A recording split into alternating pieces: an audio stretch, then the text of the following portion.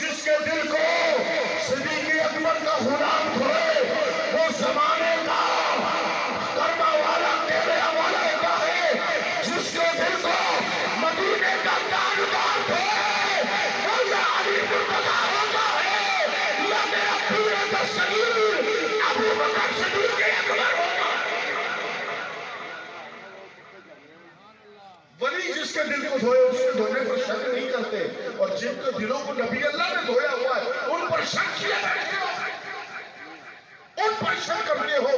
ان پر شک نہیں کرتے، حضور کی نبوت پر شک کرتے ہو۔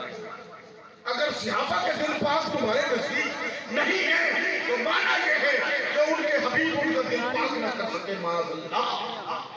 اگر اہل بیت میں کمی سمجھتے ہو تو یہ تمہارے نزدیک یہ عقیدہ ہوا کہ حضور اقدس علیہ السلام قاسم اللیل مالک الارض حضرت رب صلی اللہ تعالیٰ علیہ وسلم اپنی اولاد پاک کو پاک نہ کر سکے، معاذ اللہ۔ دونوں طرف سے